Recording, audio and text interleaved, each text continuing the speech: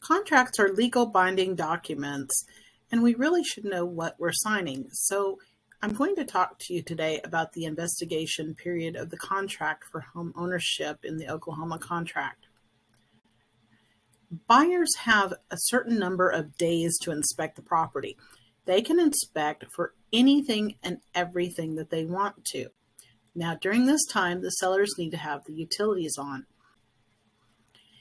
Now, the buyer can choose whoever they want to inspect that property. The contract allows for both licensed and unlicensed individuals onto the property to do due diligence for the buyer. This also includes people that maybe if they're trying to get quotes for different types of designs or upgrades or things like that, they can all be brought in during this inspection period. And the buyer is not limited to what they can inspect for. So anything that the buyer wants to inspect for, the buyer is able to do so.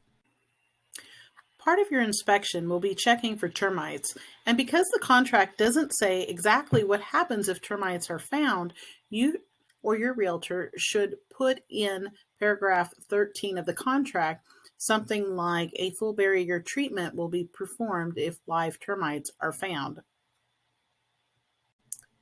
Now, once they've got their inspections finished, they're going to move to the treatment, repairs, and replacement portion of the contract.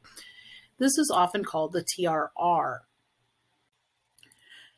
After all the inspections are done, the buyer will then determine whether they really want the house or if they want to cancel the contract. If the buyer decides to move forward, they can decide whether they're going to ask the seller to make some repairs or if they want to just take it as is. Once the buyer asks the seller for some repairs, then the seller has the right to determine whether they're going to make those repairs or not. If the seller doesn't want to make those repairs, then the contract can bust. Often this is called the second negotiation.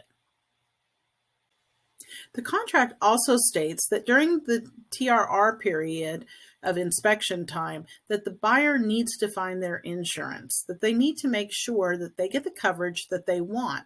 If you don't, and then you want to cancel that contract just a few days before closing, you're going to lose your earnest money. So make sure that you find insurance during your inspection period. Also, make sure that you're happy with the square footage. If that square footage is not what you want, then you better speak up during that inspection time and not later on. Once all of the repairs have been made, the buyer has the right to re-inspect the property and to do a final walkthrough prior to closing.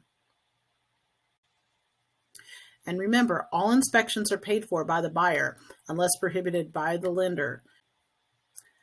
I hope that as you proceed to purchase a home that you'll take advantage of this inspection period. Make sure that you know what you're buying. I often say we often buy emotionally. Now we want to add a little bit of logic to it with the inspections.